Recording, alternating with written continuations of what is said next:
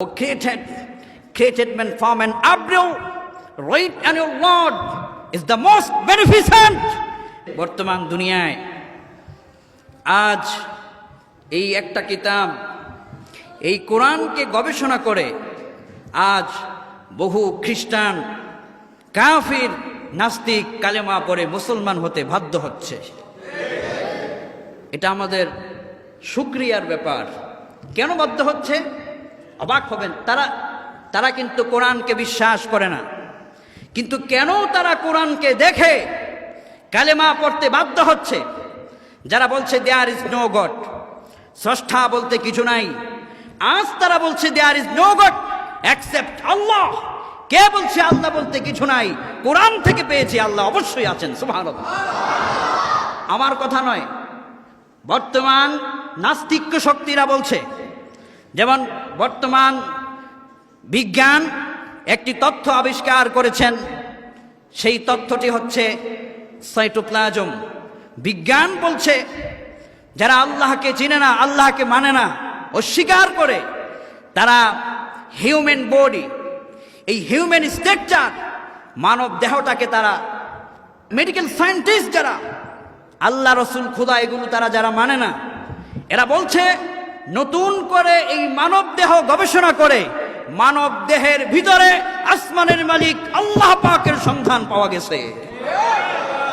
Who created man from an embryo, right, and your Lord is the most beneficent.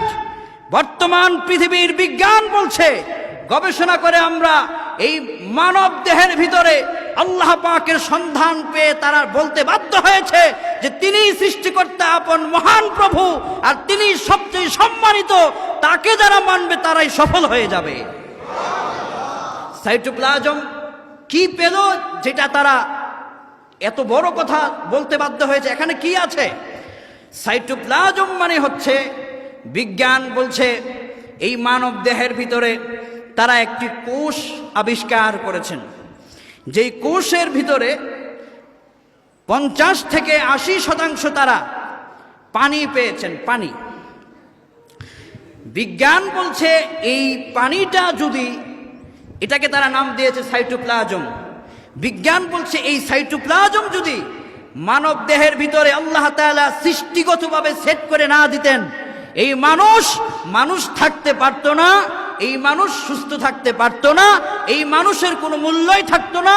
মানুষকে মানুষ বানাবার জন্য, মানুষকে মানুষের মতো বেঁচে থাকার জন্য আল্লাহ পাক কুদরতি সিস্টেমে মানুষকে পৃথিবীতে পাঠানোর সময় সাইটোপ্লাজম সেট করে দিয়েছেন, যা মানুষের মৃত্যু পর্যন্ত দেহের ভিতরে থেকে যাবে। শুধু এখানেই শেষ নয়, বিজ্ঞান আরো অবাক হয়েছে। আমরা যেই সাইটোপ্লাজমের তথ্য গবেষণা করে পেলাম, এই তথ্য তারা আজ আমার এই কোরআনের ভিতরে পেয়েছে। বলি আলহামদুলিল্লাহ।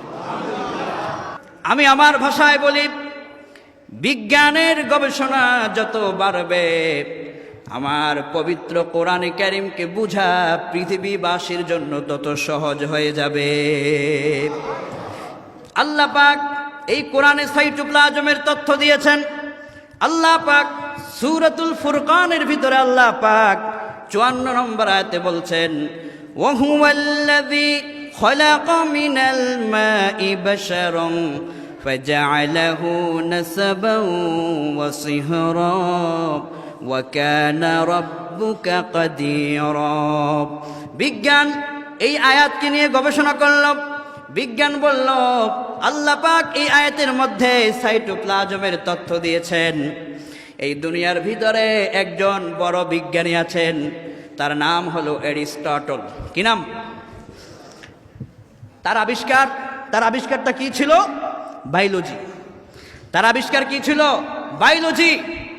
Father of biology mister Aristotle জীব বিজ্ঞান তিনি আবিষ্কার করেছেন। প্রতিটি মানুষের দেহের কোষ সম্পর্কে তিনি পৃথিবীবাসীকে তথ্য দিয়েছেন।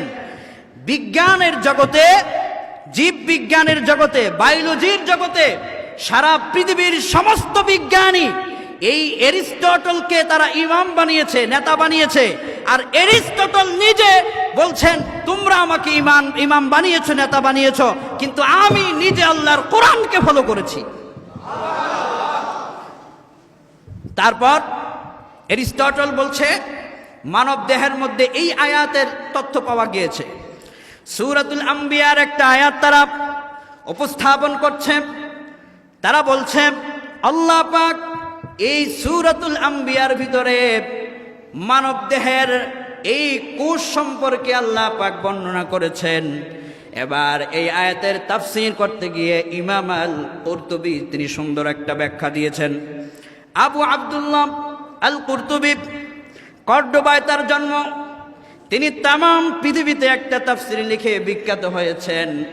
তিনি লিখছেন বিজ্ঞানীরা যে পানির সন্ধান দিয়েছেন, এই পানির সন্ধান আল্লাহ পাক কোরআনে ১৫০০ বছর আগে দিয়েছেন। তাফসীরের ভাষায় তিনি সেটাকে শুক্র বলে আখ্যায়িত করেছেন।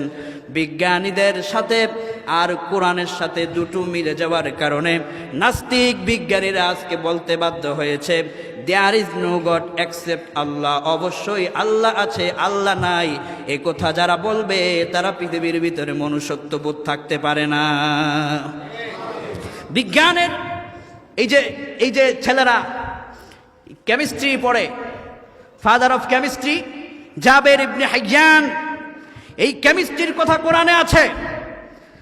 যুবক, তুমি যে আজকে গানের পিছনে, তুমি যে আজকে সেলিব্রিটির পিছনে ঘুরছ, তোমার কেমিস্ট্রি কোরআন শিক্ষা দিচ্ছে।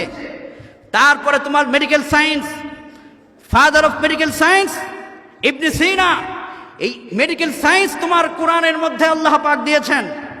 তোমার পদার্থবিজ্ঞান, তোমার father of physics mister sir Isaac Newton, Albert Einstein, বিশ্ববিখ্যাত বিজ্ঞানী গ্যালিলিও, তারা সকলে ঐক্যমত্য পোষণ করে বলছেন আমরা যেই পদার্থবিজ্ঞান পৃথিবীবাসীকে উপহার দিয়েছি, এই পদার্থবিজ্ঞানের কথা তো আমরা কদিন আগে দিলাম, কিন্তু ১৫০০ বছর আগের একটা কিতাব পৃথিবীতে এসেছে, যে কিতাবের মধ্যে পদার্থবিজ্ঞানের কথা আপন প্রভু আল্লাহ পাকই বলে দিয়েছেন। সুবহানাল্লাহ। যদি কোনো মানুষ বলে যে বিজ্ঞান কোরআন থেকে এগিয়ে, তাহলে ওই মানুষকে আমি বলবো যে বিজ্ঞান এসেছে আজ থেকে ৫০০-৬০০ বছর আগে, কিন্তু ১৫০০ বছর আগে এই কোরআন এসে আজকের বিজ্ঞানের সব তথ্য কোরআনের মধ্যে আল্লাহ তাআলা কোট করে দিয়েছেন বলেই এই কোরআন তামাম পৃথিবীতে শ্রেষ্ঠত্ব অর্জন করেছে। সুবহানাল্লাহ বলেন। তাই এই ইয়াং সোসাইটি, যুব সমাজকে আমি বলতে চাই, বুঝুন। আপনি একটা ছেলে বলছে কেমিস্ট্রি প্রাইভেট পড়বে, তার প্রাইভেটের মূল্য দিবে ৫,০০০। সে মেডিকেল সায়েন্স পড়বে, প্রাইভেট পড়বে মাত্র ২০ থেকে ৩০ মিনিট, মূল্য দিবে ৫,০০০। যুবক ফিজিক্স পড়বে, তার দিতে হবে ৫,০০০। আমার একটা ছেলে ফিজিক্স পড়াতে তারে পাঠালাম যে ৫,০০০ দিতে হবে। ফিজিক্স পড়ার জন্য ৫,০০০ টাকা দিয়ে তুমি প্রাইভেট পড়তে পারো, কিন্তু তুমি মুসলমানের সন্তান কোরআনটা পড়তে পারো না, এটা তোমার জন্য সবচাইতে বড় দুর্ভাগ্যের বিষয়। তুমি কেমিস্ট্রির জন্য আধা ঘন্টা সময় ৫,০০০ দিতে পারলে, বায়োলজির জন্য ৫,০০০ দিতে পারলে, মেডিকেল সায়েন্স পড়তে পারলে, সব কিছু তুমি পড়তে পারলে, কোরআন পড়তে পারলে না যুবক, এটা তোমার জন্য সবচাইতে বড় কলঙ্কের বিষয়। বরং মুসলমানের সন্তান হিসেবে তোমাকে আগে কোরআন পড়তে হবে। কোরআন পড়ার পর বায়োলজি পড়ো, কেমিস্ট্রি পড়ো, মেডিকেল সায়েন্স পড়ো, যা ইচ্ছা তুমি তাই পড়ো, কোরআনকে সবার আগে রাখো, তাহলে সব কিছুতেই বরকত দিয়ে পরিপূর্ণ করে দিবেন কে? আল্লাহ।